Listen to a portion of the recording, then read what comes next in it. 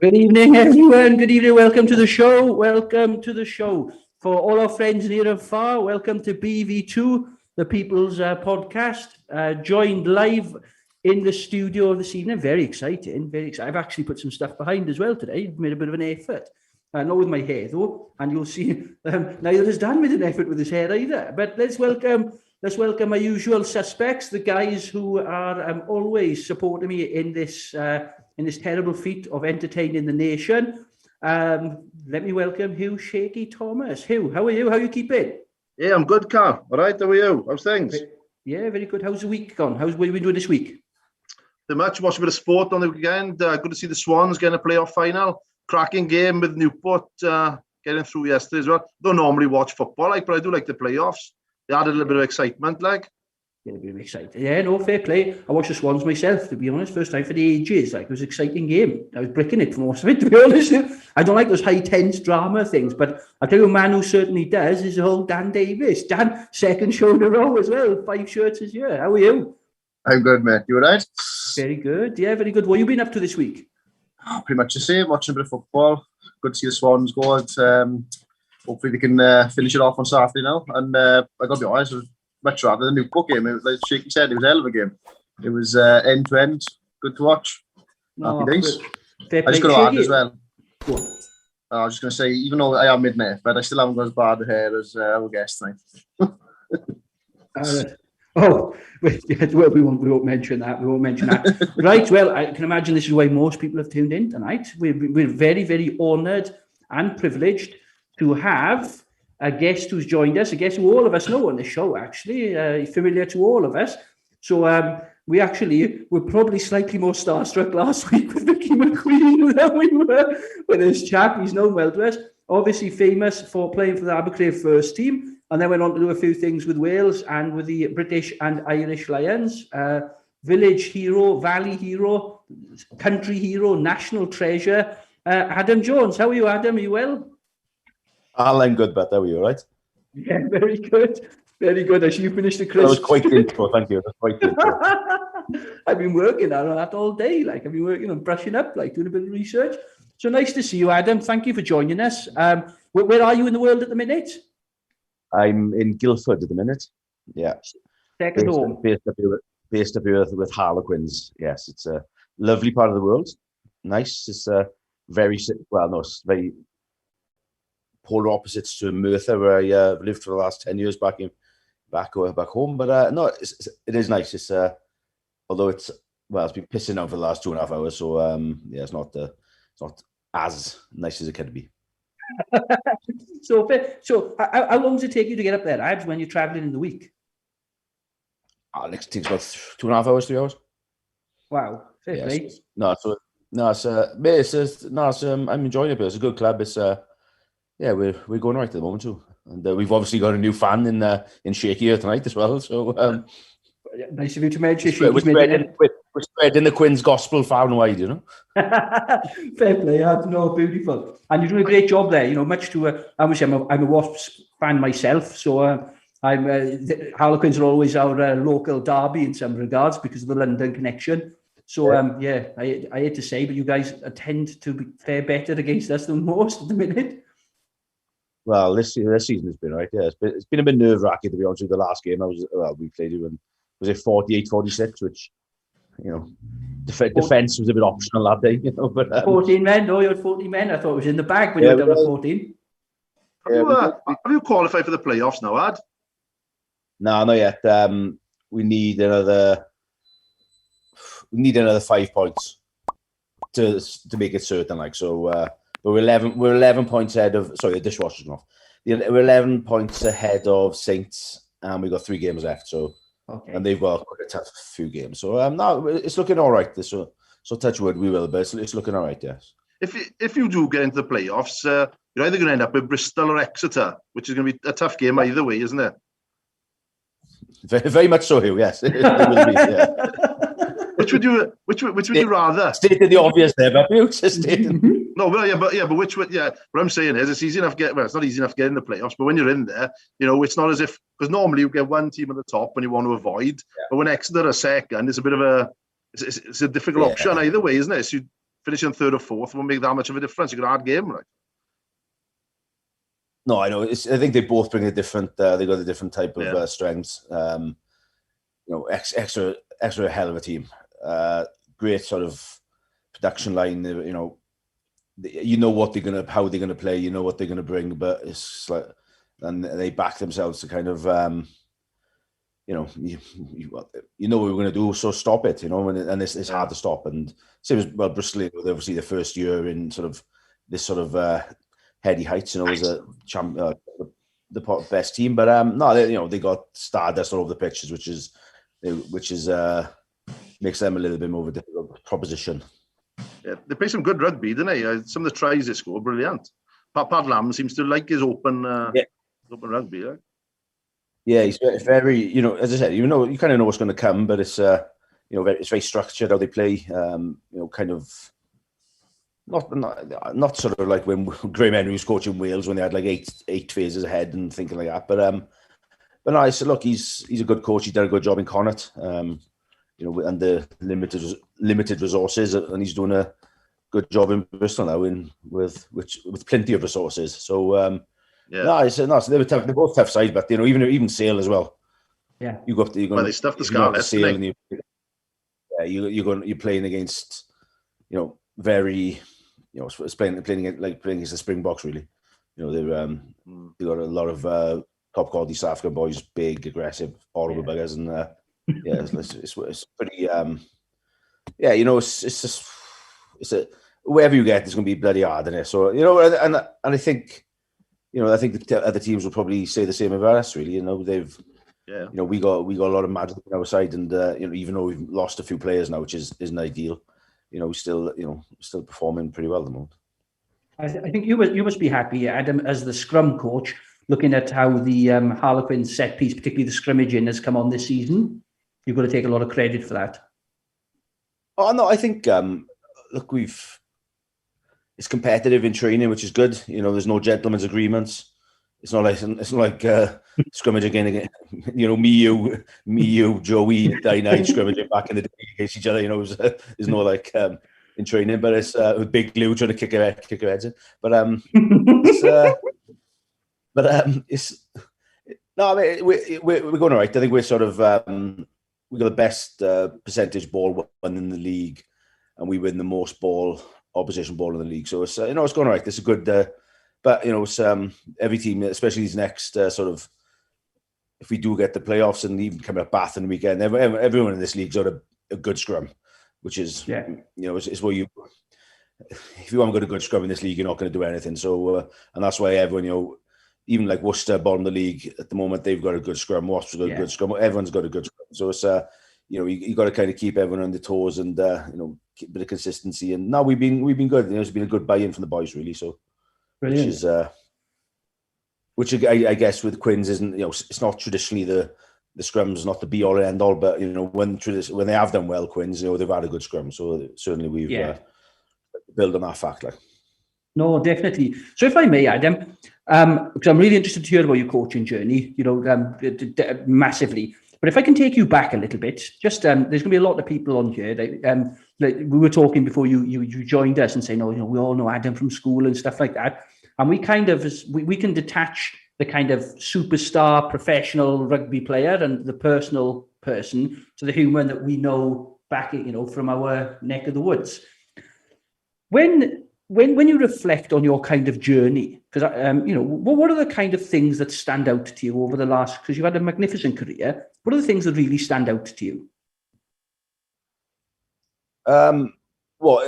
As a professional? Right the way across it, moments of truth.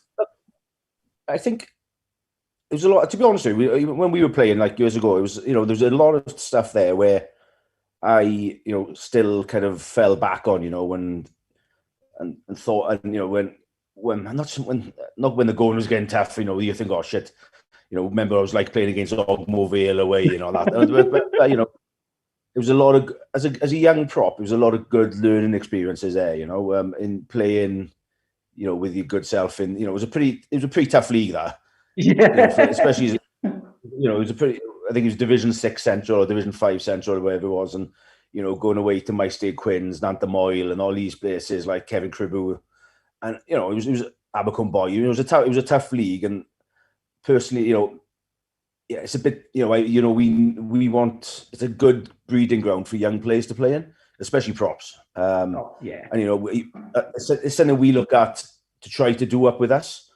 But you know, obviously, the last year we haven't had a chance to do it. Like, but the younger players kind of get put in early to like a National One team or a Championship team. Whereas I think some of the props I think would occasionally be better going, you know, down the leagues a bit. Whereas, you know, we'd be in the Surrey League, which isn't Nantamoyle, it isn't Kevin Cribu, it isn't, you know, so it's not going to be the same sort of, you know, the learning experiences they get. But I think certainly I felt playing in that team we did at the time, you know, I was a bit younger than you, and you know, so you, Dynage, you know, Taxi and Will Close and these type of boys looked after me, like, and you know, and Bale, obviously Bale was there to look. If anyone touched me, Bale would want to kill them. So it was amazing having Bale on the side too. So, but no, it was a great experience, and I think that, you know, the fact that it made it a bit easier for me to transition from not going through these sort of Wales schoolboy system, or because I played kind of men's rugby from 18. Yeah. When I did get picked up by Neath, it kind of you know, it was an easier transfer for me. That the fact I'd been playing against, you know, men for, you know, 3 or 4 years anyway. Do you know what I mean? So it was, you know, so playing that was great. You know, I really, you know, put kind of a massive, you know, tap on the back to Division 5 and 6 Central, you know, in my development as a prop, really. And I think, yeah, you're absolutely right. I remember the young 18-year-olds come in for his first senior games, etc. And actually, you were dominating then. You know, you're dominating first-class props who were coming down the way, because that's what you were getting in Division 5 and 6 back then, were ex-first-class players on their way down who'd had, you know, tens of thousands of scrums under their belt and knew all the dark arts and were naughty sometimes, giving you a slight egg and stuff. Well, funny enough, my first game was against Cwmavon, and you'd be playing. I think it was the tight end for them was Paul Breeze, who played on Breezy, and they had this big Lucid who was on. He looked quite old at the time. Anyway, he was a bit grey, big beard. You know, looked a tough fucker, like, to be fair to him. And I remember the first scrum I had, you know, I hit him, and I was like, because it was literally my first game of rugby as a senior. I was like, and it was fine, no problem. And I think he kind of collapsed a bit, and then fine. And then the next one, I hit him again as hard as I could, and he sort of let me collapse on the floor, and he kneed me flat out in the side of the face, and like smashed me in the side of the face like that. And I'm not sure it was on the flank at the time, because they definitely didn't help me out. And Joey didn't help me out either. And the guy he'd kneed me flat out in the face, like, and I was like, you know, 18. You know, I never professed to be like a tough player or a hard player who'd want to fight. So I certainly wasn't going to get up and start swinging with him. Anyway, it was like, I think at the end of the game, I think I'd came off. I think we'd lost. Actually, I think we lost like 28-7, if I remember. It was something weird like that. And I was sitting down with Big Rod in the change room after the game. Big Rod wasn't playing, but he came in to give me see where I was going. Like, and this fella came in, and I was like, and he was like, he kind of like, oh, you know, that sort of gave me that sort of shout to me. This blow for the prop from Cwmavon. I was like, oh, fuck it, he wants to kill me, like panicking. And he brought in a can of beer for us both. Like, and it was like, I was only 18, like wet behind the ears. And this bloke who'd need me in the face 20 minutes before comes in, and he comes in and gives me a can of beer, and we have a pint, and he's, oh, you fucking got me there, but that sort of thing, you know. And so it was it was a great learning experience. And actually, the guy to do that after that was probably, I think, 13 years later in the quarterfinals of the World Cup, was Jason Leonard. Not that he need me on the floor. Not that he need me on the floor, but I'd just been subbed after half hour, and he came off after half time, and just after half time, and as we were walking off the field, he kind of you know, gave me a bit of a touch. He said, "Oh, come and find me in the change rooms. I have a couple of pints after the game." Like, and and I was obviously Jason Leonard saying that to me. I was like, "Oh, this is like dreams come true," sort of thing. And he was the, well, and the most of you know my mother was like, and he was very much, if Abercrave's Wales and England's Ystrad, Jason Leonard was the only England player I was allowed to like. Brilliant. I was even. Yeah, I am not even I can't even go on to the Abergravesser thing because that's another conversation altogether. But Jason Leonard coming in and offering me a pint after the game it was very similar to what I went through sort of. Oh shit! It wasn't 13 years before; it was only 3 years before. So so I was thinking, 3 years. Jason Leonard will be about 54, 13 years after. I know. It was about 4 years before being kneed in the face by a guy from Carmarthen, and then 4 years later, Jason Leonard's offered me a pint in Suncorp Stadium in Brisbane. Like, it was a surreal experience. But you're raised from sort of... Sorry, go on, Hugh. I looked last night, Dad, that your debut was against England. Am I right? Yeah. And Jason Leonard and Jason Leonard, Julian White started as props there. I don't know if they were still on when you came on, but that's quite a formidable scrummage in pair, Julian White and Jason Leonard. Yeah, well, me and it was my first cap, and it was John Thomas's third cap because he got capped in the summer tour, and we used to reminisce about it around. I came on after 65 minutes. JT came on after about 10 minutes before, and we were up against, I think it was Dorian West, Jason Leonard, and Simon Shaw was the left-hand lock, and it was me and JT. Me, JT, and I think Hugh Bennett. Hugh Bennett was 19. I was 21. JT was 19. But JT was he was a pencil. He was so skinny. We had to lock out a scrum on our line with about 10 minutes to go. We managed to do it. So that was, we probably didn't think we were ever going to get capped again, but we were patting ourselves on the back with that one. It was, we managed to lock it out against those three. And, but no, he's one of those guys. He's very, obviously he's a Quins guy as well. So I've seen him about a bit, and he's one of those guys who, he's very, old school in his sort of values. Come and have a pint with you, and want to have a chat, and always made a fuss, which is lovely. And as a young kid growing, we all grew up watching Jason Leonard. So especially as especially as a clinically obese prop at that age, he was when it was someone you kind of look up to. Well, the fact he could play both sides was, there's not many that can say that internationally, is there? And he did a good job on both sides, Yeah, I think it's a bit different now. It's a bit more specialised now. Yeah. I don't think there's any who can play now. Maybe one of the Franks brothers, but there's not many out there. He's as I say, he's a great bloke, and fortunately had a few pints with him, and over the last couple of years, and he's been, he's as you can imagine, pretty good crack on the beer too. I remember, Adam, you played Lucette, didn't you, against Saints? You propped against Paul Hill, and you went out then? I did. Yes. That was hard. That was tough because I'd been on the Thursday. On the Thursday, I'd been in a dinner for Matt Hampson. So myself and Graham Rountree, who was the forwards coach, went to the dinner, and it was, there was a few beers on offer, should we say, and a few red wines.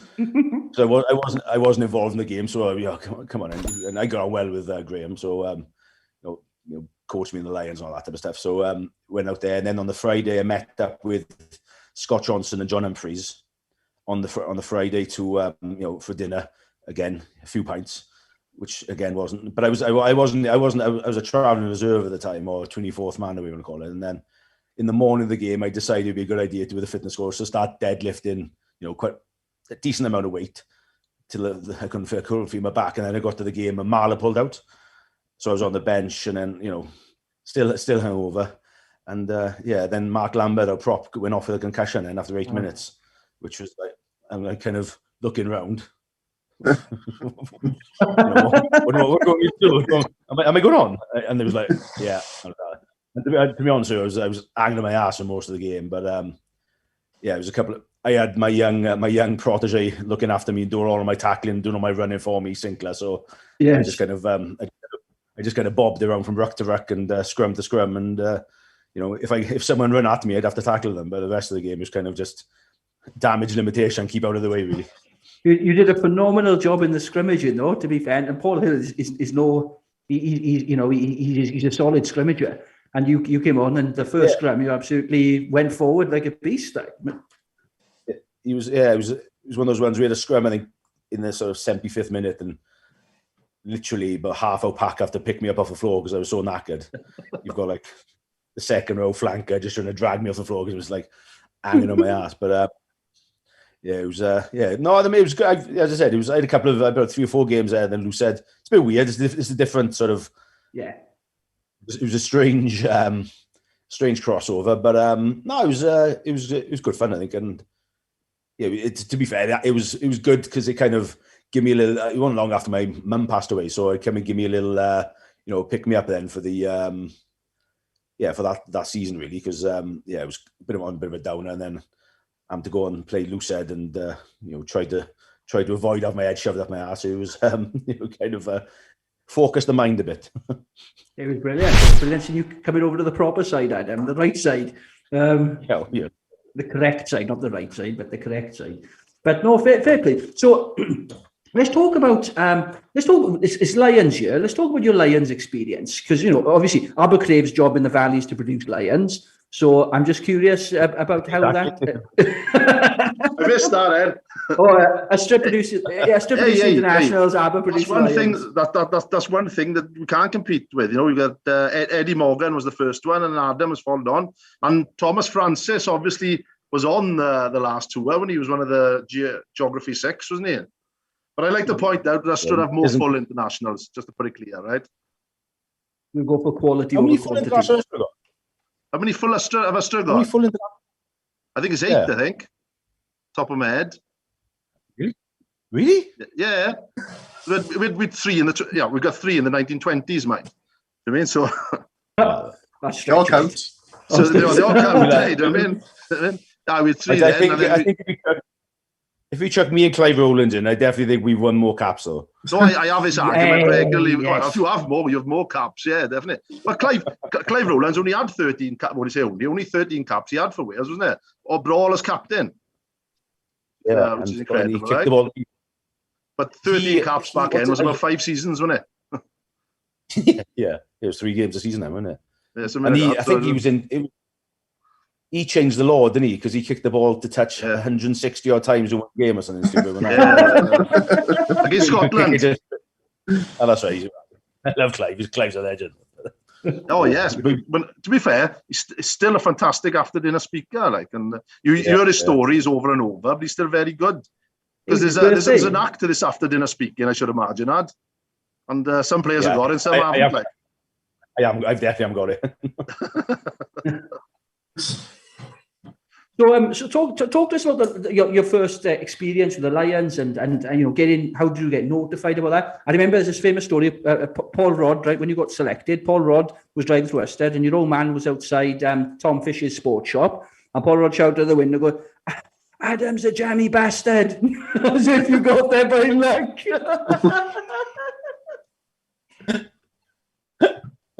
The top of his voice goes to a cross, like your dad almost jumped out of his skin. Oh, but your brother could do anything. My dad loved you, bro. He was he was the captain of our youth team, wasn't he? My old man coach. I tell this tale all the time. Your old man, when I was there as well, so you had 2 Rodricks. You went here after the other. How the hell he stayed insane is unbelievable. But to be fair, massive influence your old man was on my own coaching theory and philosophy. The patience your old man had was unbelievable. And coupled with your mother was our biggest fan. So between the two of them, they kept us showing the road definitely for Abercrave. It's like all in brawl every week. Brilliant. They were definitely making chicken salad out of chicken shit. That's for sure. I gotta be honest. Youth rugby, you're saying about all in every week. That's what youth rugby was, wasn't it? It was just scrapping all the time. It was mental, wasn't it? I used to watch. They used to play down by on the bottom field by Butler's Farm. Aye. In Cabonte. Oh, they used to keep the cows before we played. Oh, it was my Daz and all the boys who was cleaning J Smog. Chris Alexander, J Smogs, Daz Mogs. Yeah, basically, I stood at that age group when your dad picked up the reins. Blessed, right? There was me, Grass, young council, and Shy. So he had 4 people in his squad, and your brother. I think that was the reason your dad said, "Oh, I'll help out," bless him, and Eggy, and that was it. So you managed to build and keep a team together. And in the end, when we got up to break, we had 22, 23 boys. Like, very few of them had played rugby. They were just there for the crack, like. But between your dad, Ernie Morgan, and John Davis, I used to ask me, because I help your dad pick the side, like, and they used to ask me, well, which side has got which side's going to have the most fight in it? Which half is going to have the most fight in it? So I can come on then. It's like, I don't know. I was telling Sexton, come on, second half. We can afford to lose a man then. It does, man. Absolutely, it does. But yes. Adam, your old man was a good club player, though, wasn't he? Good solid club player. He captained a couple of times, and then he had nothing when I was born. He kind of knocked in the head of it. I think he was a pretty. He tells a story about how him and Phil Blondie and Kid, my uncle Derek, were supposed to go and play for Neath one night, but Neath used to play on the Friday night, and he'd have players in like that. So I think apparently you're supposed to go over him and three of the Blondie and Kid and Eddie Lewis. Was like I think the secretary or the chairman at the time. Didn't tell them apparently, so because he didn't want to lose them. So that my old man kind of, I could have played for Neath before you, but he didn't get the call. He was kind of sabotaged by Eddie Lewis, the secretary, I think. But I don't know how much truth is in that story, to be fair. Well, it's fair to say your old man and Kid, both your uncle, both massively respected clubmen from Abercrave, like, and they did a lot for the club. Your dad was a hooker of some repute, and I think Eggy was following his footsteps, like, really. Obviously, you let them down by deciding to play tight end. You could have been a hooker. Hooker's way too hard. So that first British Lions tour, then let's talk about that and how did you find out? Firstly, I know there was a tour before that you just missed out on. I read that in the book. Put on the book. Available in all good books. I can't remember. Amazon, I think, or something. I can't remember much about the 2005 one, but I remember I kind of, although we just won the Grand Slam, I wasn't ever expecting to go. But in 2009, I remember, Gats had come in and kind of changed me for the better, really. And it was a weird one because we were training with the Ospreys in the Vale and Morgan in the indoor arena bit, and Sean Hawley called the halt to the session halfway through, and then kind of said, Bomb, you're in, Al, you're in, I can't remember who else, Mike Phillips, Tommy Bowe, Shane, but then you had like boys like Ryan Jones, who was obviously in the Welsh team at the time. He didn't make it. Gav didn't make it. Hooky didn't make it initially. I don't think. I think he went later. But so it was one of those. We had like 6 players on the Lions tour from and 10. What was that? 6 years before there wasn't even an Ospreys. So there's as a region we've done pretty well really to the amount of representatives we had. And but I remember kind of you obviously landed but it was the obviously good mates with like Ryan and Gav and these boys, and you're sad for them. Do you have an inkling, Ads, when is that the first year of it, or do you have some kind of pre-warning at all, or was it just more like rumour mill like we were, Yeah, obviously the rumour mill, and there's no sort of social media as such back then, really. But there was, but not as much as now. So we just kind of find out in the day, really.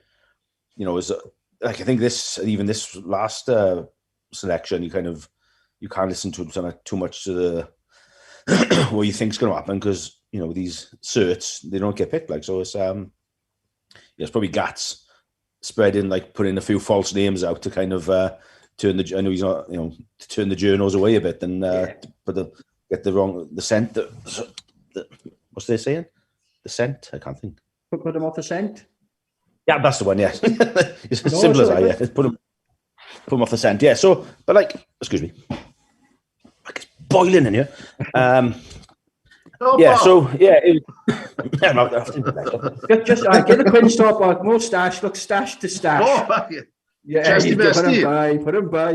Right, we just do a quick just before we jump on, a couple of quick shout outs here, guys. A few people have they show you a lot of love on Facebook, Ad. So I'll do a couple of shout outs for them. So we've got Jamo James. He's saying, hello, Adam. Doing a great job at Harlequins. Keep up the great work. Jamo from Yslavera. Mr. Rugby are asking if you fancy a run out for them. That's obviously a joke. It's going to be. You've got Cookie here. If Shaky plays with me, I will. Yeah, 100% then. I often think, Adam, if you'd played for Ystrad, what you could have achieved, really. How far could you have gone? What you could have gone on and done. You'd still be playing for the Leslie now, but Carney would have got you over there. Right? You'd never. I know. It's getting worse. He used to pop up every other Sunday as well. Books. Try and get you over there. I just happened to be popping up and sit in the conservatory for half hour, then have a chat to me and my man. Just like, did he let you get a word in? He's a good talker, Bex. He's class, but he's a great bloke. I would, looking back at it, I wouldn't want to play for the Scarlets, but working for him and Gareth Jenkins would have been amazing, just for the crack. It would have been a great laugh going into work every day. Just fantastic, I think. Bunch of headers, you can see that. But then again, you started with Lynn Jones, who I thought was understood was equally as mental. He was fair point. Yeah, fair point. He was a mental in that case. So we've got a couple of others. So we've got Lockie. Lockie wants. He said, "Don't come and play because Lockie wants to keep his jersey." Here we go. Fielding. So Darren Fielding, Yeti down under. He's asking you, was Tony Woodcock the toughest opponent you played against? Yeah. Mate, he was. I think at the time he was when I played. So I probably first played against him in 2002, and it took me till about 2008 to get parity with him. Right. Like he was technically so good, and it was a few games he absolutely lit me up and blacked me out a few times in scrums. He was like a big, thick kid, like sort of 120 kilos, farmer, but a strong, gym strong and farmer strong, which is a hell of a combination. So I think Woodcock for me, and it was good ones like Marcus Ayers up in Argentina. Leicester was good. Yeah, Tomás Domingo's good. There's a lot of good ones out there, but I think Woodcock was elite of the elite. Yeah, I'm a little disappointed with that answer because I had won the game against you. How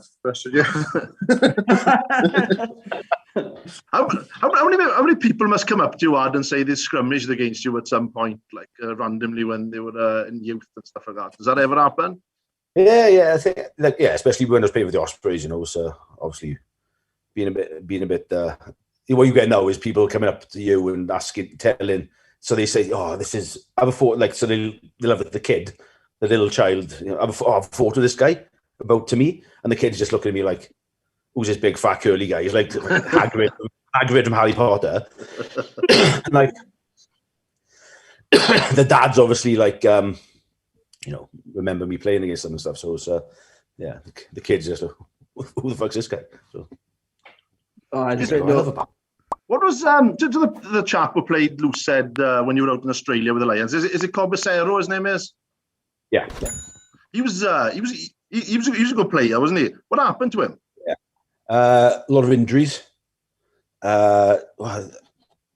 was diagnosed with cancer recently. Yeah, he was. Yeah. Was he American? Because I've seen him rapping. I've seen him rapping a lot on He's a good fella. Good guy. He came out late on the tour and for Gethin. But it was, to be honest, I didn't know much about it. I played against him a few times. I was okay. I remember we were training once and we'd lost Gethin, we'd lost Kian Healy, and Gats and Roundtree called me over and said, "Oh, who do you should call out?" And I was like, "Oh." So obviously he goes straight away for Paul James because he's my mate. And get Paul James in. Actually, get him in. And they're like, "Oh, I don't know." And then I'm like, "Who's now?" Andrew Sheridan. He's massive. Get him in. He'll make me look good because he'll kill the other side of the scrum. Yeah. So then Corbs came out. Good fella, good guy. He played really well, didn't he? He's got to try in one of the tests. He was a bit, I think, career-wise, a lot of injuries, kind of fit and start, but like when he was fit, he was a good, powerful kid, and we had shape for a prop, but good player, good guy, good rapper. as you said. Yeah, very good. Very good. So there's a question come in for you now, Ad, which I actually quite like, to be fair. Right. Okay, you're going on a sesh, yeah? You've got an all-dayer planned. You can pick 5 players, right? And so excluding yourself, you've got to pick a front 5 who you think would be good on the beer, would be a good gas for a night out. Who would they be? Can they have to be current, like, they're famous players? Current or ex, no, anyone. You've got to pick a tight 5 to go on the sauce with. Jason Leonard, Lucid. Good shout. On the tight head, definitely because I wouldn't keep up with him, but I spent many a Sunday night listening to him talking and just used to Big Rod. Big Rod. We used to go to Amphitheatre Club on the Sunday night and have a Chinese or a pizza and just listen to him talking. It was I know. I was there for a couple of them. It was brilliant. Like every Sunday night. And if he wasn't there, it'd be a bit like disappointed. It was the entertainment. It was the entertainment for that. I was peed, mate. I think, actually, I do remember you may well have peed yourself once, I think. Or it was either you or someone else that was properly tanked up, and he was absolutely making us all howl properly. So you got the fun bus on the loose head, you got Big Rod on the tight head. It's already looking pretty messy, to be honest. I would have my good friend Andy Newman as the right hand lock. Was it Andy Newman? Remember when I opened that coffee shop in Cardiff and you came along and you brought a second row with you? Was it Andy Newman you brought with you? Yeah. Flipping heck, he's a monster. He was with Neath and then he went to the Ospreys, and so then he went to Glasgow and out to Glasgow. He's like it's quite the drinker. Wow. So it's a tough one there. I can't think really. I probably. Good friend of mine since I've been in Harlequins, hooker would be Dave Ward. Yes, yeah. Very good on a night out. Very good drinking games. Very good, knows everywhere to go. Knows every bouncer regardless who you are. So Dave Ward would be in there. He's an ex-Cornish pirate, isn't he? So he's been used to drinking down the slopey streets of Penzance. So no wonder he can handle it. And then I think if I could put Shane Williams in the second, I would, but I think I'll have to go. I think I'll have to go John Thomas. Oh, for JT, yeah. JT, just for the 6 pints, and he just turns into a different person, and just one of the greats on the night out. Fantastic. Well, that sounds like that'll be a hell of a night out, to be honest. They've got some proper characters there. I think that'll be and it's a good mix as well. So, good question. Thank you for that, people at home. Thank you for that. Was and I think that was, where did that come from? That came from Matty Waldron. Good question, Matty. Thank you. So let's talk about your coaching then. You transitioned. You obviously went to Quins, and the circumstances for you getting to Cardiff Blues and to the Quins is all in here, so we don't have to recount that. But let's talk about your coaching journey. Why coaching? What was the process, and how have you found it? Look, I enjoyed helping out props and helping out the younger props, and I think. Because I kind of got that from Andrew Millward when I first came to Neath.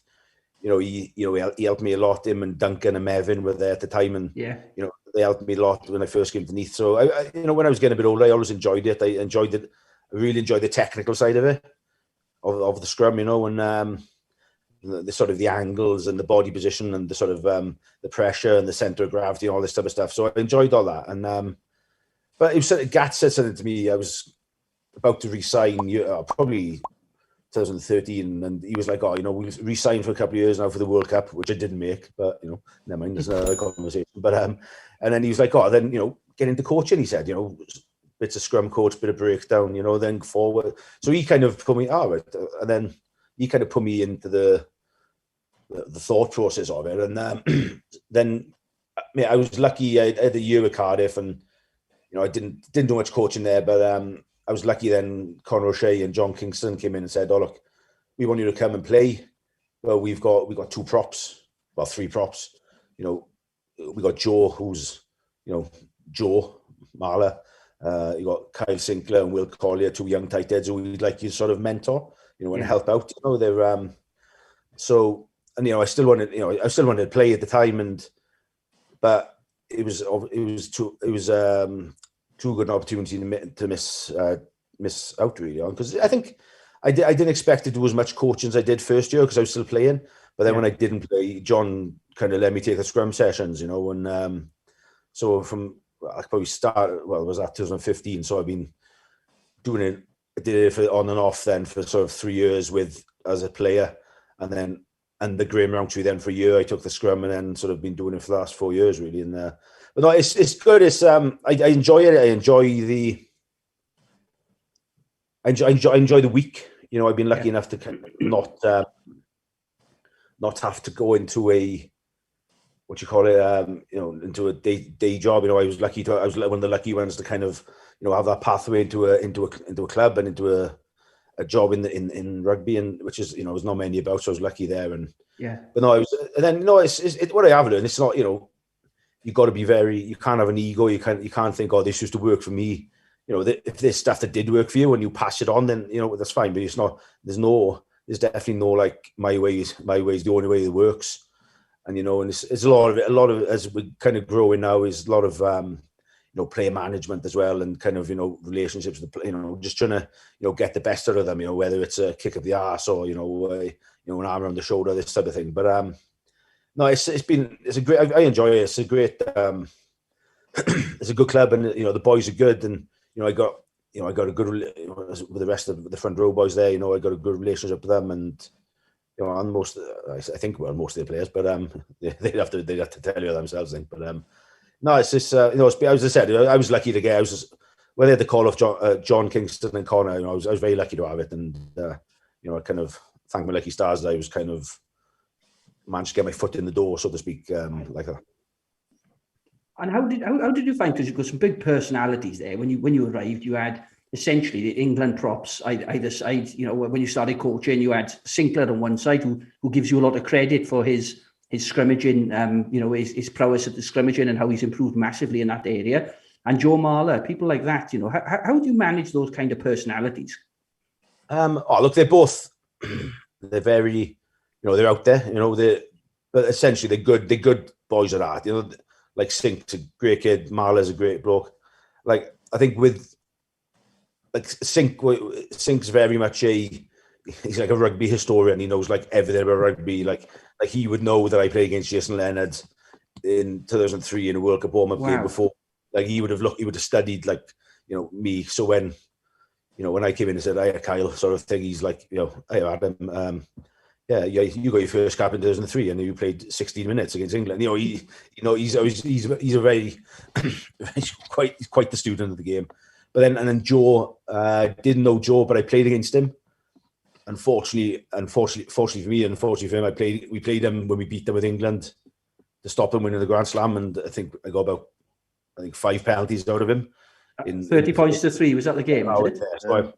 So already I was, and he's good. Like he's as much as he's a bit out there, Joe. He's he's very self-deprecating, and he can take the piss out of himself, and like so when I kind of rocked up, he was we had a kind of, because I'd done so well against him, he was very there was no kind of, you didn't come in give it a big one, and neither did I, and we got on really well. Like, and what I will say about Joe, he gets he's I think, I'm sure you must have seen the documentary he did, and and a lot of people didn't think he's a really good bloke. He's a fantastic bloke, and I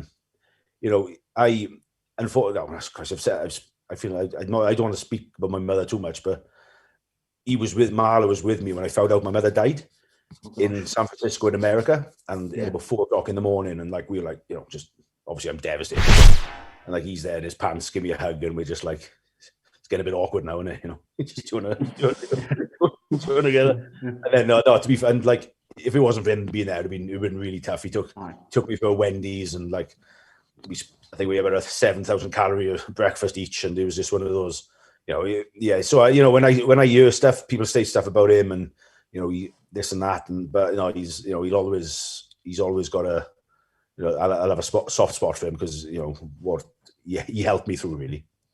He strikes me, and look, he's a friend of the show, firstly, with his Astragan Nice attempt for us. And that's got us quite a few views of likes. So thank you very much, Joe.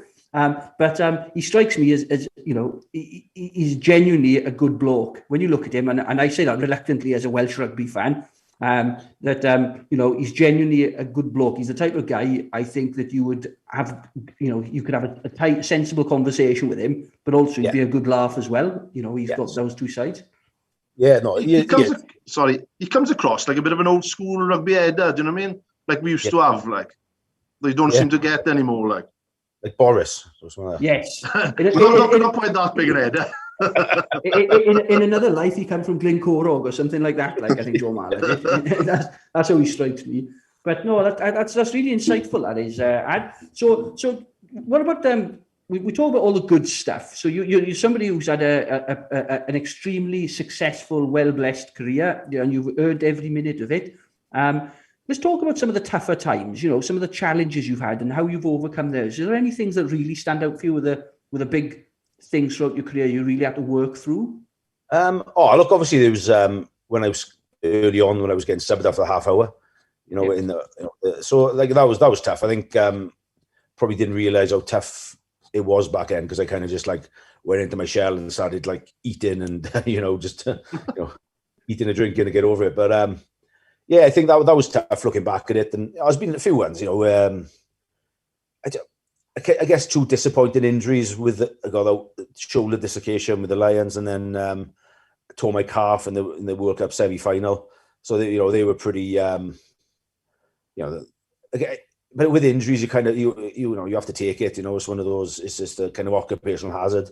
So that was tough. But I certainly how I kind of almost how I started my Welsh career and how I finished it. Really, that's that was tough for me. It was tough for my family as well. And so looking back, I always it's in the sort of 6 months after it was horrible, and it was like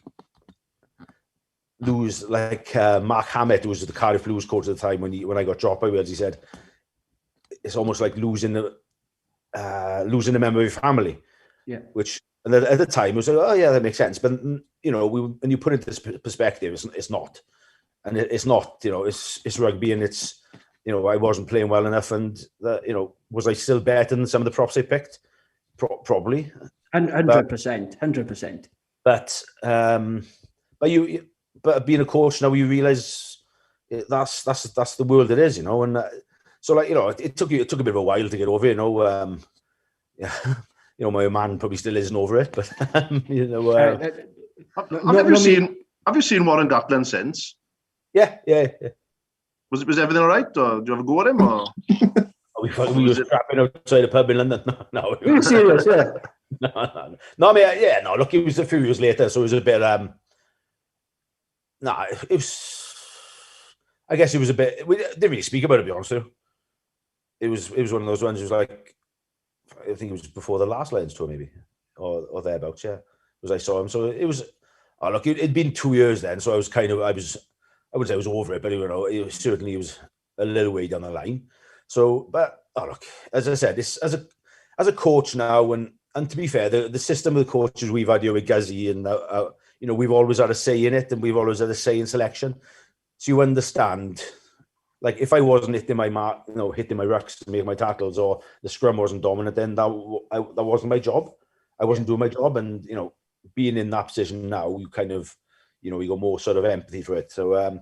So no, it was it was tough for the time because I'd been involved in the national team for 11 years. So it's going to be hard, but certainly now you kind of look back with it's water in the bridge. Really. So as coaching, kind of sees that sort of bridge that gap a little bit, is it? So? Yeah, it makes you understand that. I think about how with the sort of as a player you're sort of like centered, yourself and stuff, but there's so many different aspects just going into a team selection, where the opposition or how you play, or working in, who would you play well with, and so there's loads of different things, and where as a player you don't really think about, and it's certainly give me a different perspective on, as I said, did I think I was probably good enough to still playing? Yes, but then that's why these international coaches get paid, a shitload of money to make big calls. How many caps did you have in the end? How many for Wales and Lions combined? 95 and 5. Yeah. You had 100 international matches. Yeah. Brilliant. Absolutely amazing, Ad. It's absolutely class, that. Does the body still ache? Do you still have? Did you still take a while to get going in the mornings? No, I'm right actually. My neck's a little bit stiff, but to be honest, I've been lucky, touch wood. Like, see some boys, they're still, but over the last I think lockdown has helped. Like, I used to go on the bike, and I've started training now with Charlie Mulcrone, who's like our kicking coach and our sort of skills coach, and he started taking me on these like CrossFit type sessions in the morning. And it's like, it's just like savage, isn't it? It's hard. Anything involving the burpee, trying to get off the floor. Did you used to enjoy the weights? Did you used to enjoy doing weights though? When I played? Yeah. No, not really. No. I used to. I was expecting another answer. I used to like, believe it or not, when I was good, I used to enjoy like the fitness and stuff, and functional fitness, power endurance and stuff, and pushing things, like lifting things, which were not so much in a weights environment, but like heavy bags and tackling stuff. And so I used to enjoy that type of stuff. And I was a bit of a diesel engine. There was no like I had no speed, I had no sort of agility, but I could kind of plod for a while, So I was quite blessed like that, and I could dig in for a fair bit. But no, I was weights wise wasn't too bad. Although I did a one rep max on the bench press thing. Got the 160 kilos, which I was very, very pleased with. So that's the most I've done in a while. So I'm going to try to get to 180 now in a month. I like it. I remember when we were younger, and obviously in the area, and everyone was nuts about bench pressing. When it was quite competitive. Was it like on pro? Did people like try and beat each other? And to be honest with you, the bench press it's kind of gone out a bit because there's so much, like, all the players have got shoulder issues. Yeah. Or, it's like if they are bench pressing, they'll do it to a block, or they'll do incline bench where it's not so much pressure coming through you for the front of your shoulder. So, like, it's not so much. Like, I know, I think Kyle and Joe got up to, I think they both got up to about 200 kilos. Wow. So they were kind of just pushing each other. And, it's not really, like, well, you will be surprised that the backs are a lot of the time stronger than the forwards. Yeah. Especially with that, some of our backs are phenomenal. Like, and then you go like imagine like John Davis or George North or these guys, just huge blokes. Freak. Absolutely freak. How did you do you used to go to Scala and that in Poland with Gatland? What were those camps like? They weren't too bad. They were okay, I think. They were it was hard because it was like 14 days away, then 11 days away, but they were tough. They were like Adam B, the fitness coach, used to come out and say, we've trained like 700 times or 800. And not that number, but you see, exaggerate as if we were train like 8 times a day. But you train like twice a day, do a weight session, and you'd count, because you had to, in the cryogenic chamber, after you've been in there, you had to go on the bike for 20 minutes to kind of get the blood going again. So there's a lot of like propaganda around them, and they were fine. They were, it was a cold. You were in there for like 2 minutes, so that wasn't the hardest thing in the world. But being in Poland, where in the middle of like a forestry with nothing to do, that was probably the hardest thing. Those cryo chambers didn't look much fun, to be honest with you. Oh, they scare me. They wouldn't be my cup of tea. They were okay. I get, but there we are. I was fine in them. But then someone like a Shane Williams, or and one of the guys with less body fat was it's more difficult for them, isn't it? So it got into their bones. I think a bit of a. Do you say about size there now? Sometimes you should get a bit of stick in the papers and things like that about your size. Did that ever affect you emotionally? Like, yeah, it probably depends who said it. Really, I think I remember. I think Zinzan Brooks said it once. It was too fat, and Duncan was too fat, but Duncan was like 20 kilos lighter than me. Duncan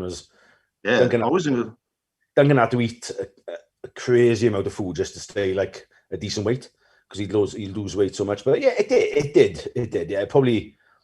I can't remember how, but it would have affected your parents more. Yeah. In the papers and stuff, and especially like, I don't know. I think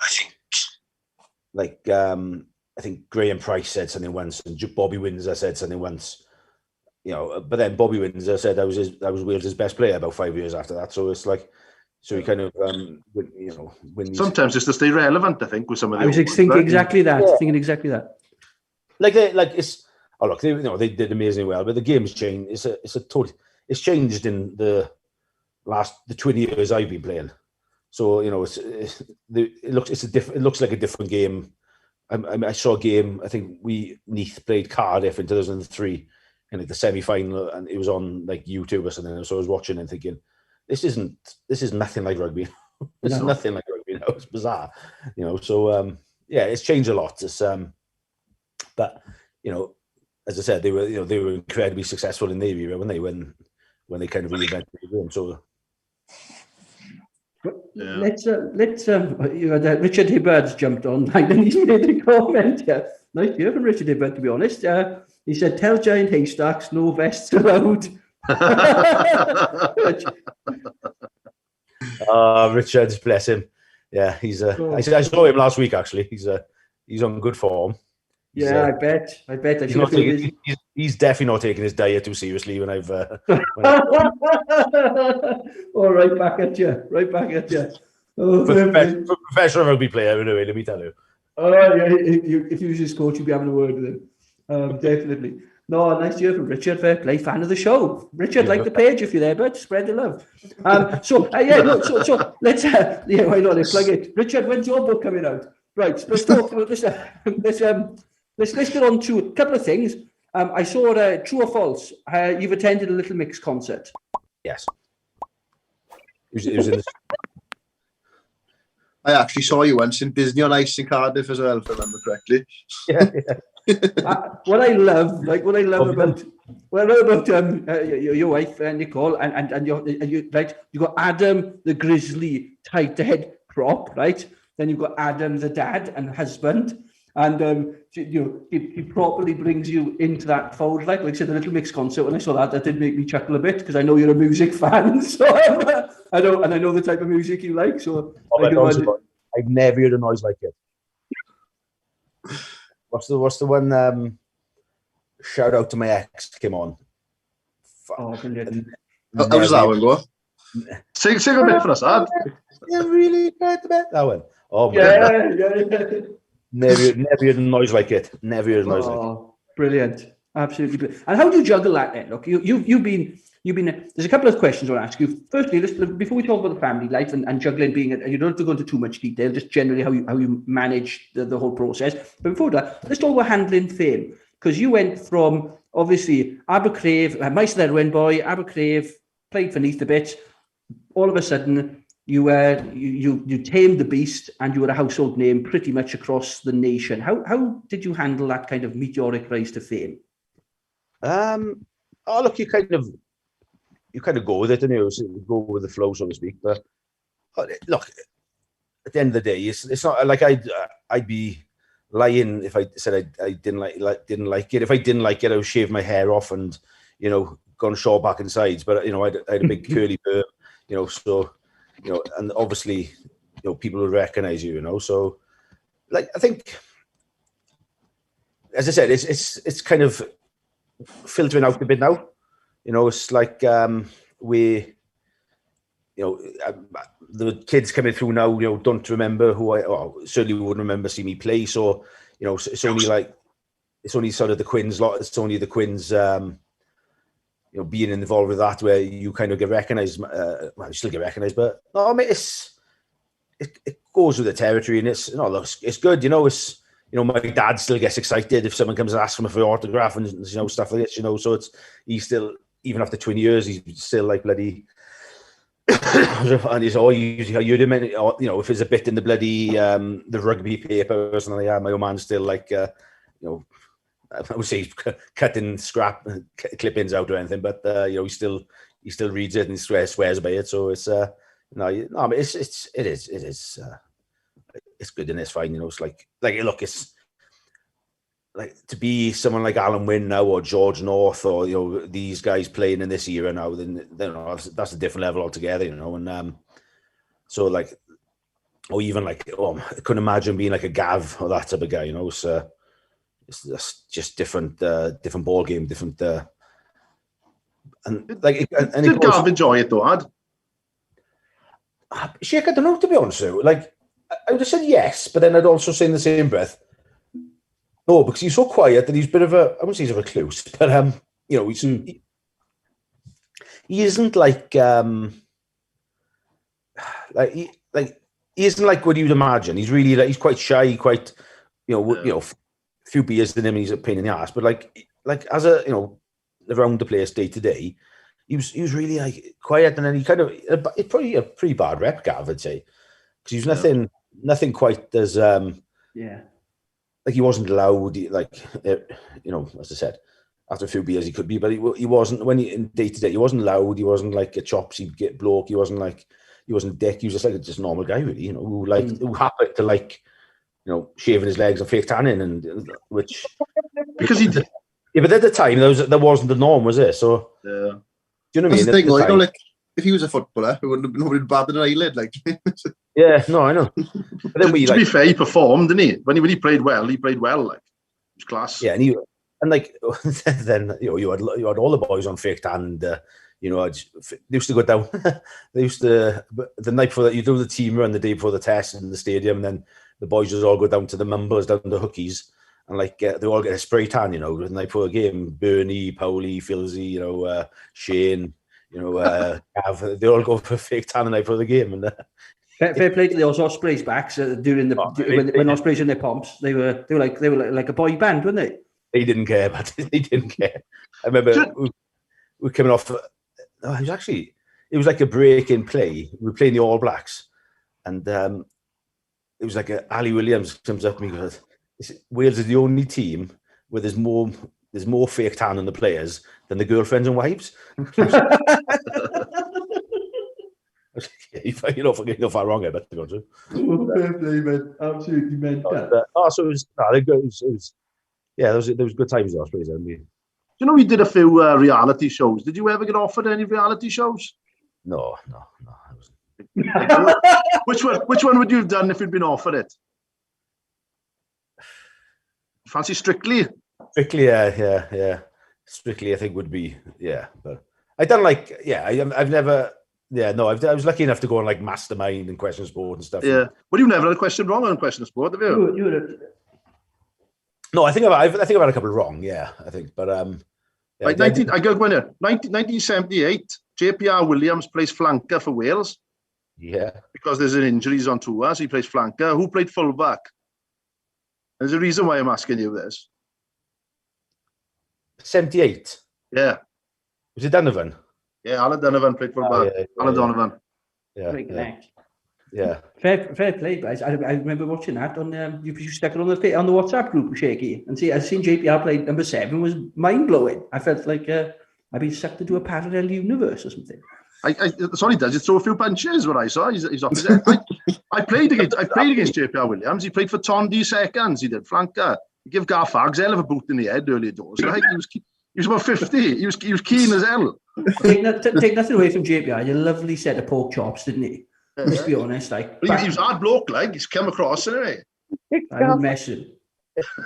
Give him a hell of a boot, he did. Are we all like this, like?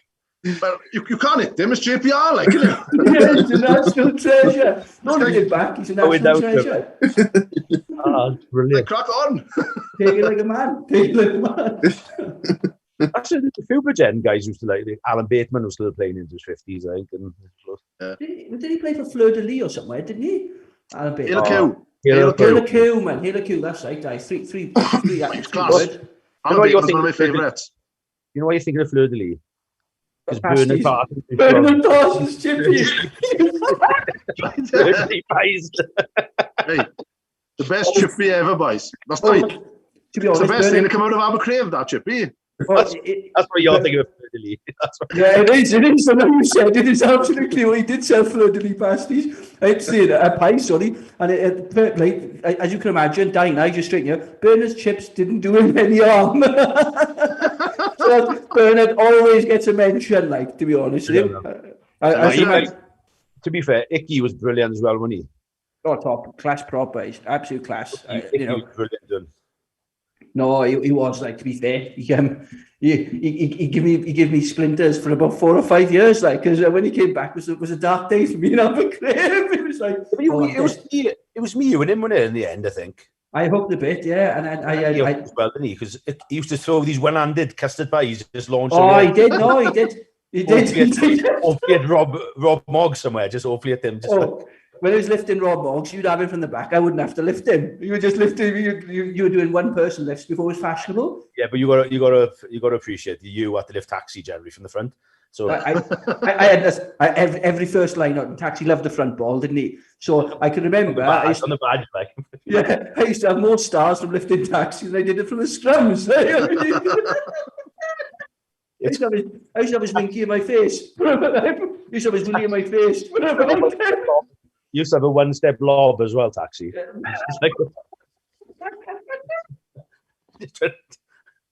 Hold me. Hold you. Rich Tips signs out on that. I know, Tips is the point. Yeah. Stone second row. Hold me up. He's like, give me a break. I played against him in a Vets game about 4 or 5 years ago. And I tackled him. He landed on top of me, like, and that wasn't a great experience. He's a lump, his old tax, like.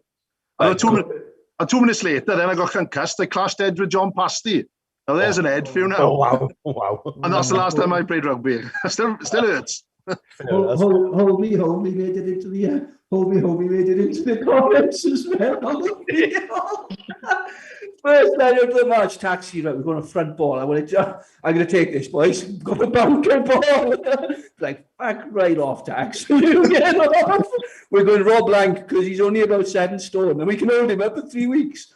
He's a good player in that team. Do you know Taxi, and he was in youth, he was quite, and I was saying he was a bad player, like, but when he hit senior rugby, like, he became a hell of a lot better. And you just didn't want to run at the bloke, like. Do you know what I mean? Yeah. And he became a hell of a lot better. I think Steve Bayliss had a bit to do with it, didn't he? Bale was brilliant for Taxi. Oh. Yeah. You were more scared of Bale. I want to say some of the stuff Bale used to say to Taxi. From the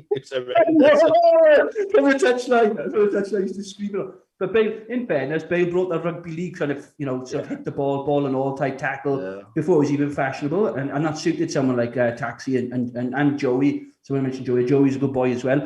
Between the kicking duties were between our hooker Joey and Adam Jones, our tight end, shared the kicking duties. Joey was such a good kicker, though. Oh, amazing! Honestly, brilliant kicker, Joey. 17 stone hooker rocks up and slotting them from the touchlines. Like, people must have thought it was absolutely nuts. Like, so, we got some absolute headers there. Fair play to Flexi and stuff. I think we should get Bayliss on the show, Carl. Oh, he'd be mental. We're more scared of Bayliss, right? We used to go up to the Ronda to play all those head kick insides that they were going to absolutely smoke you. Hail or Q, all the guys, all the not Gandiffa, sorry. All the Ronda sides up there, and we were more frightened of Bayliss than we were of the head kicking we were about to have up in Central. He'd be there spitting at us and stuff in the change rooms before the game. He became so animated when he was talking. He was literally, there was flecks of saliva flying up from his mouth, landing on you. And you wouldn't tell, you'd be too scared to say, like, stop spitting at me. And a bottle of sherry. Did you some sherry? Yeah, bottle of sherry. And do you remember, Carl? You in the showers? Do you remember Bale making Pugsley sing "Who's That Man with a Big Red Nose" somewhere before the game? I can't. It was Banred.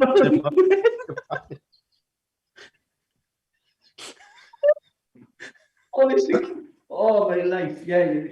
That was like that was our version of the hacker. Who's that man with the big red? Actually, then afterwards, Bill come over to you, talk to you in the shower when he was peeing on your leg.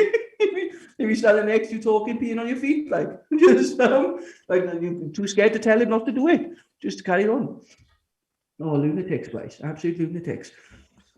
So talk to me about being. So how do you juggle, being, where you are, London, so obviously you had a lot of support from the family, from your parents and from your extended family, but equally from Nicole and your daughter, etc., to support you, etc. How do you manage that? How do you juggle that type of stuff? Oh, to be fair, being good as gold, I come here in the week, and then we usually have a day off, and I kind of go back after training, and then do the school run, and and then come back. There was a lot of early starts, so 3 o'clock. To be fair, amazing, and a lot of traveling, but the traveling was a bit tedious at times, but as you get stuck in Bristol, Newport, but everyone back home has been amazing, good as gold, and you get that same sort of sacrifice from everyone, your families over the years, like your mum and dad, and then then your wife and kids, and your brother, your bloody uncles and aunties, and everyone sacrifices so much for you. It's hasn't been ideal, and a lot of people ask, wouldn't it be easier if you came back to coaching Wales? But one, the jobs aren't there, but also it's coaching this league, it's a different ball game, and the full crowds all the time. I know you go to wait to Leinsters and Munsters, but it's a tough league, so hopefully, we'll keep doing it for a few years longer then. But no, the Premiership is a different gravy, isn't it? When you look at it, I mean, watch Wasps, Rico, Franklin Gardens. You go to places like Welford Road. They're packed houses. Like they are, they're as close to a sort of an international type thing you can have without it being an international, really. I mean, 100%. It's a great league. And I think it would be so much easier to be back in Wales. But to be fair, Nick's don't come, just stay there. Stay there. It's a better league. You can get more experience and you can learn more up there than coaching back here. So no, I think. Dan Biggar said on a podcast the other day that it was every game's an occasion up there. That was the big difference between that and the Pro 14. You go to every crowd shake. It's it's a full house. Obviously not the last year, but maybe Newcastle would never be a full house, but Sale is starting to get full houses now. Every team's a full house. We have a thing called Big Game every season where we play in Twickenham over Christmas, where there's 80,000 people there. Then you play Saracens in Wembley, or you play Saracens in the Olympic Stadium. It's where Quins is. It's so lucky. It's in a London club. As Carl will know, the only true London club, and was to bugger off the Coventry. So it's such a good league. It's I think, is the standard any better? Maybe over the course of the season it is, but I think you're kind of looking at the quality, the production of the BT, and the fans and the experience, the full houses. Then it is a better league, But I think Biggs is right. This, you always go to Northampton, full house. You come to Quins, it's a full house. You go to Irish, will get full houses now. They come back more to their sort of London roots. Exeter, Bath, Gloucester, Worcester. Everyone's got a full house, and that's what. And at the end of the day, that's what players want. And it's been so hard the last a year now. There hasn't been crowds, and we've finally got crowds back coming on Saturday, and this, it's gonna be a different occasion altogether. Trying to work out, the emotions you're gonna get from the crowd cheering. So it'll be interesting to see how it goes. But it's a great league. It's an unbelievable league. I tell you, impressed me from that league perspective when Owen Williams signed for Leicester. Obviously, they created this massive link with Astrud, and they came down and took a training session with our kids, and then they shipped all the kids up on the buses up to Leicester for the day to have a match experience and things like that. And they really bought into a connection with the clubs. Yeah. So I was really impressed with how professional it were. Do Harlequins link with clubs, or is it? Yeah, no, they will. We do in the community, yeah. I think because Surrey is such a massive area where we got, it's this is the chances of us getting back to Astra is probably quite slim. But obviously, you've got the connection, Harlequins connection. You go with Gar as well. Gar Oh Thomas. yeah, of course. We forgot that Gar played because you're the second person to play for Abercrave and Harlequins, and you with Gar, of course. Exactly. So I was in Jumping Jacks then once, and Andrew Lloyd was walking through, and for some reason, Gar was telling that he used to play for Harlequins, and Andrew Lloyd was lapping it up.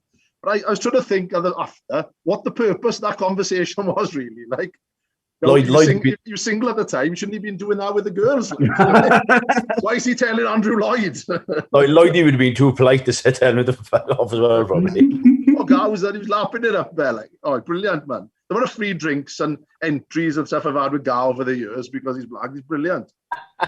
He's a hell of a boy. He's a hell of a boy. Imagine. How did you find it, Dad, being a Valley boy? Because Harlequins always strikes me as a little bit of I wouldn't say a public schoolboy club, but it is right in the heart of London, and it has got a certain. So when you think of the archetypical sort of English rugby supporter that we find from the Valleys, you're more likely to find those in Quins than you are probably elsewhere. How do you find that transition? Going up there and effectively being a Valley commando. It wasn't too bad to be. I think how you speak to the boys was the big one for me.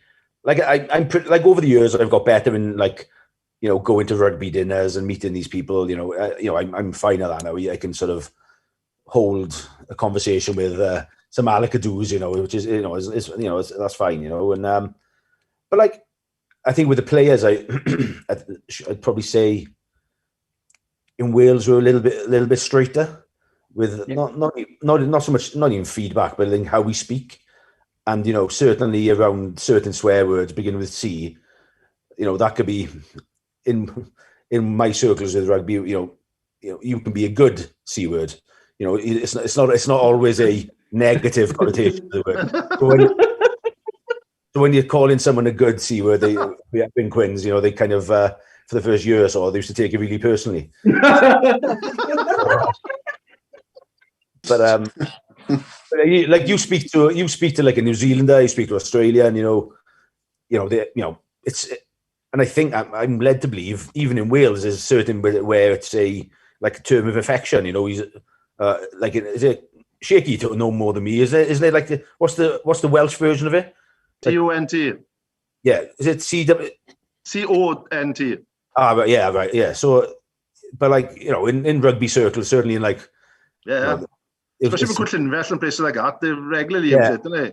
Yeah, you know more than me, but like certainly it took a wee bit of time to get the boys to get used to how I was speaking, because obviously I speak quite quickly and speak with a bit of a I mumble a bit as well. So and now I guess that was going back to coaching. That was probably a big work on for me, how to present, and talk. They call us to say talk like a cow. As if a cow speaks really slow, and so I had to learn how to speak really slow. Oh, beautiful! Absolutely beautiful.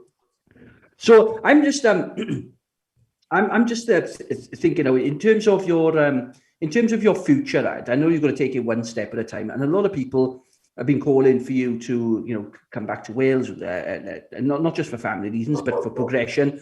Maybe if the opportunity arose for you to move into sort of the national setup and stuff, would that be something you consider, whether it's age grade or the men? I think it'd have to be the right fit person, at this time. I'd like to go more into. I'd like to go into forwards as well, line outs and stuff. Yeah. But at the moment, it's kind of rugby seems to be going down the route of specialized coaching, with scrum coach, liner coach, but we kind of all I'll do. So my role in the Quins is I'll do scrum coach, attacking breakdown. Sorry, I'll do goal line defense, goal line attack. So it's now when I say goal line attack, I'm talking like when we're a meter away from the line. I do fancy, but So but I think it's going specialized. I don't it'd have to be the right fit to come back to. I think. Obviously, if it was a natural job, then you'd have to kind of listen to it and have the conversation. But to be fair, any national job. But I think I don't know. I think people have got national jobs quicker than than I have, and I think, I've been coaching probably 4 or 5 years now, and, it's not the be all end all. I love it. I'm loving the Quins, and, there's big things happening here now. There's, around kind of going back to our roots, to the club's DNA, and the club's putting a lot of effort and resources and time into it. So it's at the moment, it's an exciting place to be, I think. And we got some rock stars coming through, like Marcus Smith and these type of guys. So I got a question about Marcus Smith from Christopher Locke. Can I ask you? Yeah, of course.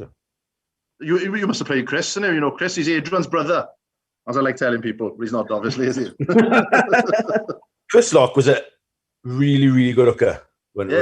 Chris Locke, talented sportsman, a Powys champion swimmer. He used to hit centuries in cricket. You know what I mean? He could do a lot of things. He was a good hooker. He played a year young. Yeah. In that year, he was a year young, and he was like Kev's understudy, and then obviously, Chris Thomas was in the first team. Then, There's a couple of good years there, when there of rugby boys and mice. Anyway, what he asked was Marcus Smith is some talent. Having Nick Evans coaching him must be a massive influence. How good could Smith be? Oh, I mean, he's over the last 10 weeks, 12 weeks. Like I used to look at him. He was all attack. He was like all attack, and he was around. And I don't mean just like attacking, defending. He was all attack. He was all.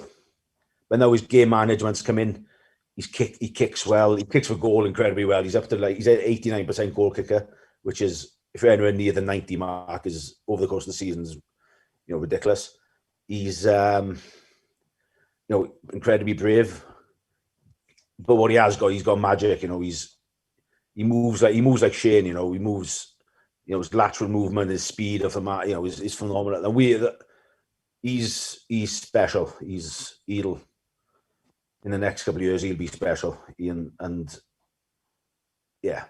that's what I mean. Staying at the club, seeing someone like him develop.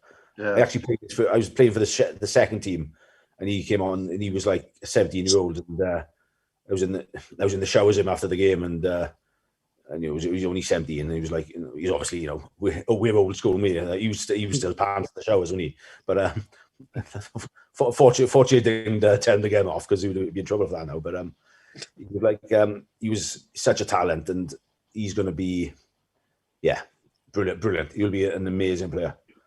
I remember when he was coming through the age grade system, Russell Earnshaw was working with England age grade, and they were all saying, watch out for this boy called Marcus Smith, and Fletch were the two under 18s for England coaches, and they were saying, watch out for this boy Marcus Smith coming through. He's exceptional. Yeah, he is exceptional. He's honestly nothing I've seen, like talent-wise. Like he's the only closest I can say is like Shane.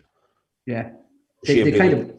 Yeah, they're once in the generation type players, aren't they? Really, you don't see them come. Phenomenal. Has he got a Welsh grandfather?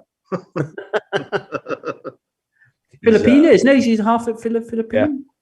He's better off playing for them than England. Oh, it won't be long for he's to England, let me tell you. He'd probably have a cap in the summer now, wouldn't he? Yeah, I'd be very surprised he didn't. But he's unbelievable. He's 22, and he played his 100th game, like, for the club, like, what was it, 2 weeks ago? Like, he's phenomenal talent. Like, England are so lucky. They're so lucky. He's growing now all the time. He's maturing. He's leading, and he's losing any like petulance. Really, he's still got that sort of what you need from that about South half. But and he's got he's absolute. He's going to be an absolute rock star. How do you find, because you work in Quins now, so I'm guessing you guys have eyes on the academy, you have eyes on what's coming through. I'm very loosely involved with the WASP stuff. What's your kind of view on the talent coming through? What's your view on the academy process? Traditionally, we've always had a strong academy, but the way it's going now after COVID and the salary caps coming down, you're gonna have to go draw to the academy more. So no, we're lucky. We've got a good catchment area. we've got, it's all sort of private school, based where, so I'm sure that we're going to go out more to the clubs as well, where where you pick up your Sinclairs, where that, Kyle was playing for Battersea Ironsides as an outside centre, and Colin Osborne saw him, like, invited him down for a trial as a 14-year-old, and next he's a scholarship in Epsom College, I think, and and that's how it kind of works. But yeah, look, we're gonna have to pump our resources into it more, and that's what this big vision of the Quins is as well. Get more homegrown, which is amazing, and because the talent's there, there's a lot of better, getting it in early and kind of guiding in the right direction. Because traditionally, if you ask people about Quins, they're soft. That's we played with the Ospreys. It was like, well, how are we going to beat Quins? You beat them up, or we'll bat them up. That's all. That, and that's that. But then the more Marlers you get in, the more these guys. We're not a soft team, but it's that sort of preconceived idea that people have over history, really. No, I agree. No, fair play. That's really good insight. And I'm conscious that we've kept you for an awful long time. Thank you. And I promised myself I wouldn't take advantage. I'm not. You can carry on. I love it. If you've got anything else, you're going to beat 211's his record. No, fair play to 211's. Just before we crack on, could you do a quick shout out to me? I don't know if he's still watching, but Carl Cook has been on a couple of times. Could you just give him a quick shout out for us? You're his hero. He's your number one fan. Ah, yes, the prop, you said, wasn't he? Yes, from Coventryans. Yes, Carl. That's him. Carl Cook, yeah. Carl, obviously, hope you're well, and I'm glad you're a fan. Yeah. Can't know too much about rugby then, can you? Oh, exactly. His lid is like Marla's at time, right, to be honest with you. So he's a better boxer than he is a scrummager. I'll give that, like. So, thank you for that. So let's talk about where else can we go? Let's talk about when you played for Wales. What was it like lining up for the first time for the national anthem? Oh, weird. Weird, because you grow up watching it, and you grow up. I guess. Paul Thorburn crying, and obviously we grew up the same. Obviously Dan a bit younger, but like we all kind of grew up in that era where Wales were, rubbish, where we'd lost so mmany players to rugby league, and you just couldn't, we couldn't do. I know we did 94, we did okay, didn't we? And then obviously we got the leagues back, but no, it's a surreal experience. I think is the best way to describe it. You're just kind of there. And then obviously the camera comes past you, so you try not to make eye contact with the camera because you don't want to be a knob, do you? But then you get obviously people like Bounce and Jazz be like, oh yeah, give me a wink or smile to the camera. How do you feel during the middle bit when everyone just goes glad, when everyone's a little bit tongue tied? Like that's pressure. You don't have the camera on when it's at that bit. You've got to they just swallowing a Ken now, don't they? I think for that. It's weird though. It's a straight because you don't realise what your what facial expressions you pull in. So I think it was one of the boys was showing me a while ago when we beat England that 30 points game, and it's on me for a while, and I'm just like, I don't know, I can't remember doing, just rolling my neck, just like pulling stupid faces, like yes, it's going in, there's Vicks up my nose, is like. But no, look, it's full house in Cardiff. You're singing it. It's a phenomenal experience. I was at that 30 points to 3 game. The anthem sounded louder than ever that day, man. It was mental. I remember speaking to like Tom Youngs and Parlin on tour after, and he said it's the loudest they ever. And because they went, the band stopped at the chorus bit, didn't they? And it just went a cappella, so to speak, and it was unbelievable. It was like, because we didn't know that was going to happen. You could just feel it. Shit, this is weird. I can remember God Save the Queen, and that was louder than No, you're right. Yeah, you're it was exactly really loud. So as if like the West crowd reacted to it and thought, here we go. No, you're right. You're singing louder than us, you're like. You're in Cardiff and God Save the Queen's kicking off. It's like, shit, a bit loud, isn't it? Yeah. Well, it was a Grand Slam decider, so it was full, wasn't it? Let's be honest. There was a was lot of tickets had gone to white jerseys. But, it was one of those games, right? I wasn't at the ground. I was watching it on the box. And it's one of those games that even at the anthems, I thought we were going to win this. We're absolutely going to win this. It didn't even enter my mind that England were going to win the Grand Slam. I just looked and I could just see as the camera panned along all the players, I thought, there's just something there, like it was innate. You couldn't put your finger on it, but I didn't. I just thought there was no way we were going to lose that game. Because we beat Scotland the week before, and then England played Italy, and only beat them by like 8 points, which only give tighter than was expected, wasn't it? Only give us like we only had to beat them by 7 points then, and I think we were travelling back for Scotland thinking, it's all right, isn't it? We can win this. There's nothing better stopping than win the Grand Slam and winning the championship yourself. Like, so, yeah. And then like we, I think a lot of our players got on the Lions tour after that game. Yeah. So, so it's been said, and I think, like it's weird, isn't it? So it turns out to a real good mate of mine now, Chris Robshaw, who probably didn't after that game, didn't go on the tour, but very, very good mate with Robbo. Yeah. Great bloke, absolutely great bloke. And so I often reminded him and Marla about that game. It was a spanking. It was an absolute spanking. And when Brownie gets it in the head with a ball as well is brilliant. There's a bit Brownie's just standing there, I think he's moaning about something, which wouldn't come as a surprise. And then someone just throws a ball in from the crowd and you just smash him in the side of the head. Because it was just an amazing experience. Speaking of Brownie, because he's definitely a character that the Welsh public love to hate. How do you manage that? How do you deal with that when you're in camp with him and stuff? Because he must know that. Yeah, I've always got on really well with him. Like I didn't know him before coming to Quins, but I think it was a bit easier for me to make friends, to get on with these guys because, I played against them in test matches and generally we'd done pretty well against England. So, yeah, so it was always that, like, and not wanting to sound a dick, but I played for a higher level than them. Obviously, the Lions than they hadn't. So I was, but no, I probably yes, he can be a, bloody so and so, but no, he's actually I got really well with him. Phenomenally competitive, and an unbelievable rugby player too. Such a good player. Just like he's like he'd be like Lee Byrne, kind of last line of defense. So brave. Chuck his head where it hurts. Get over the ball.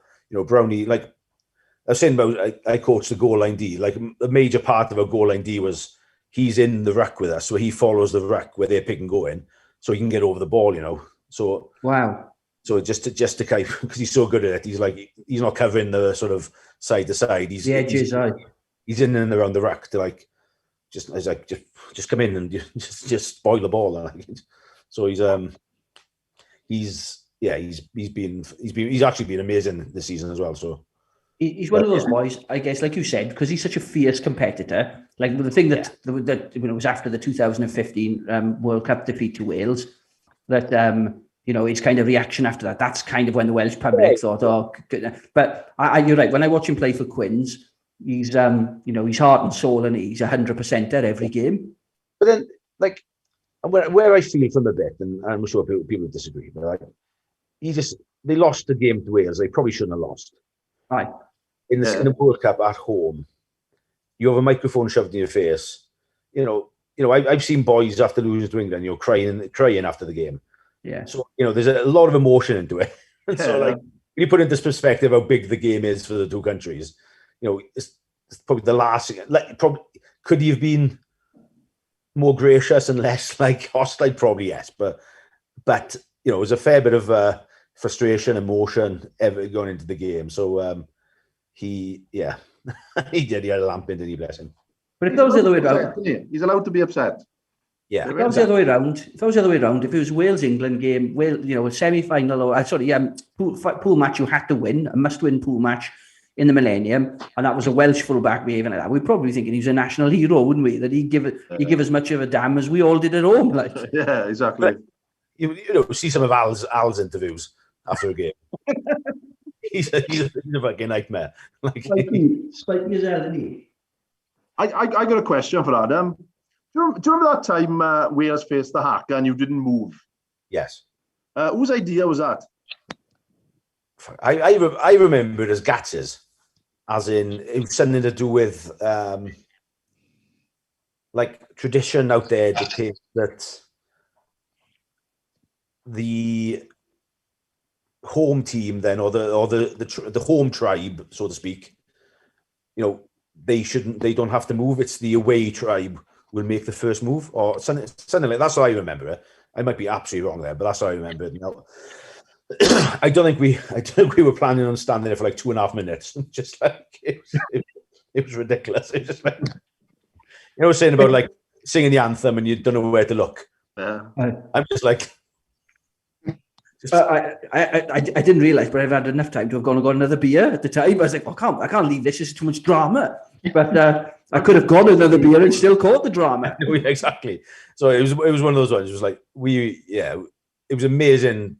It was, you know, theatre and the atmosphere was crazy, and it was it was great. It was great to be involved with. Obviously, we didn't win, but which is I think we were winning at half time. It was quite a tight one, wasn't it? Yeah, then Ian Evans, he done like pretty much every ligament you could do in your knee just after half time. And then like literally he was out for like 9 months, and Sean Edwards called him out in the meeting because you weren't allowed to be injured in defence. Anto literally couldn't move. Like literally, he was like, you know, and then you're talking he's 6'8", so he's a long fucker anyway. So he's gonna have to, like, you know, he couldn't exactly hobble around the place. And then in the debrief, Sean was like, Yanto, why were you like staying down injured here? And Yanto wasn't even in the meeting because he was in hospital. I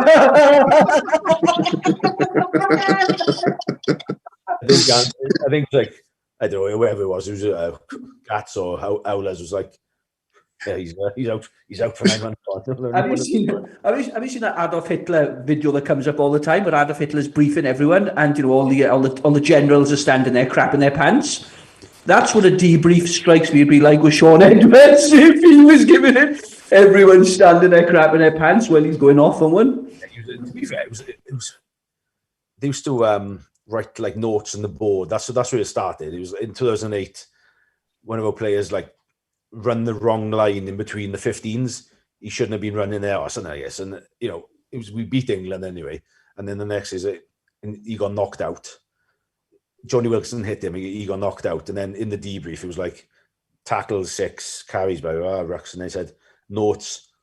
You shouldn't have run the mutes line, which was like the in between. You shouldn't have run that in between the 15s. Got to do deserved. This is going to be quite hard, isn't it? Hello. I guess you know the culture there with when you think of Gatland and Sean Edwards, etc. You know, what was that like to be a part of? Because they you know, I'm curious. Well, I like a few of the boys weren't fussed on Sean, but I loved Sean. I like absolutely loved Sean. He used to say, like, he obviously didn't know anything about scrums, as in he didn't know how hard it was.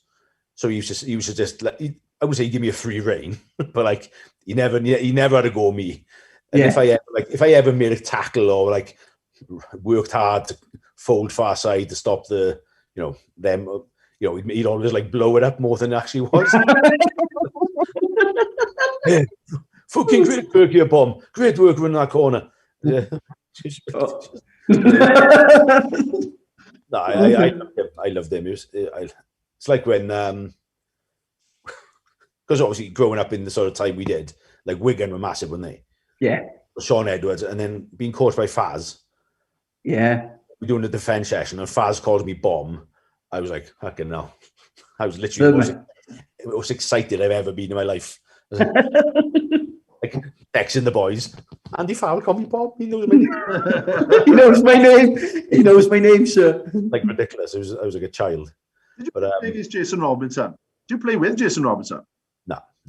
His wife's from Tredegar. Right.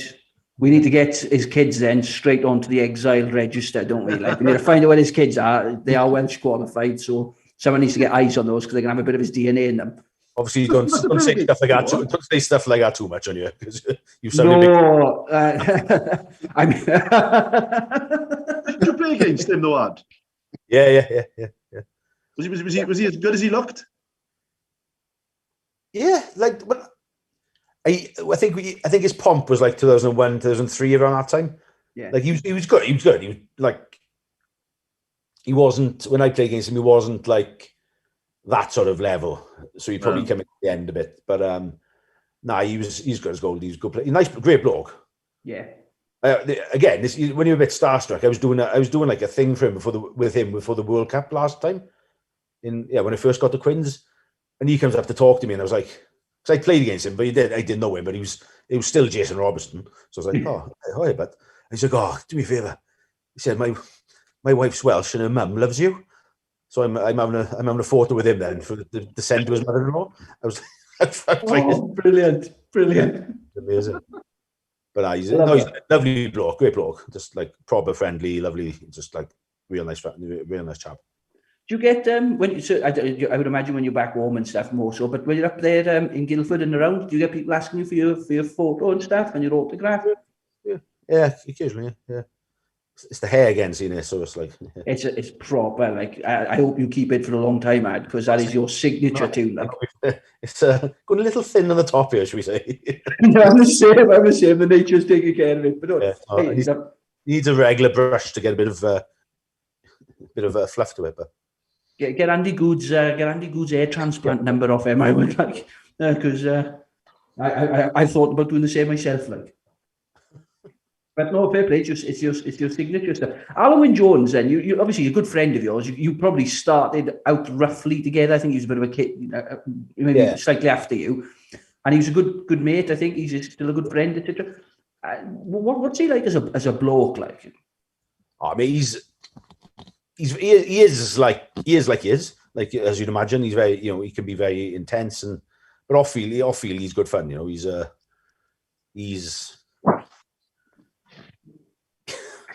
I'd say there's a group of us who were like myself, Paul, James, Hibbs, Ian Evans, who could like rip into him, but there'd be like a few players who could get into him, but not many because he's obviously quite straight and he's quite like guarded. And when I played, like over the last 6 years, he's gone like different levels, but.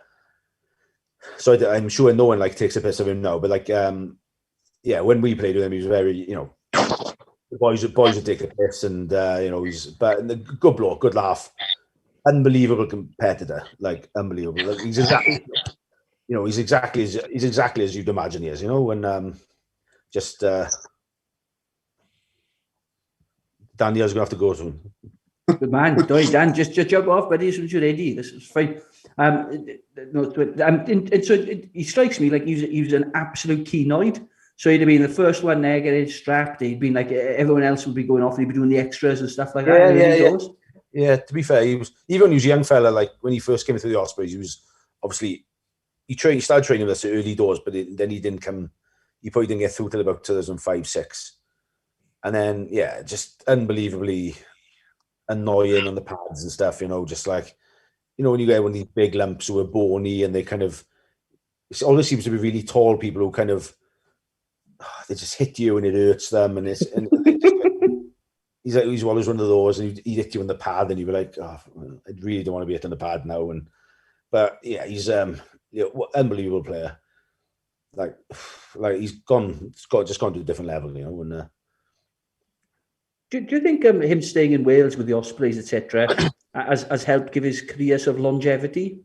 Oh yeah, I think so. Yeah, I think Well, to be fair, like knowing him, he'd still want to play the majority of the games, but he gets looked after well. But he still wants to play. He'll still be training. I speak to people up here. It's like when the boys are sort of saying, should we let's take a session off. Not as much contact and not as hard. I always feel like saying, right, watch him. Watch how he trains. It's like you realise why he's the best. He's the best that's been, because the way he sort of dedicates himself to the game, and that's not just off the pitch. That's like on the pitch and training, and stretching, and all this type of stuff. He wanted to learn how to do the splits once, so he like spent a year trying to do the splits, and then managed to do it in the end. So you are. I read somewhere that when Gatland was saying during the World Cup, they rested him against Uruguay, and he was hounding Gatland. He wanted to play, like, didn't want to be rested, like. Yeah, he's wide. We played in that the first test against Australia with the Lions in 2013. He gets subbed for the last 10 minutes to Jeff Parlin. Yeah. And he sprints off the pitch as fast as he can to prove to Gats that he wasn't fucked. Like I think I'd been off about 20 minutes at the time. I was just like happy to get off the pitch and just hanging on my ass, and then he just sprints off as hard as he can because he doesn't want to show.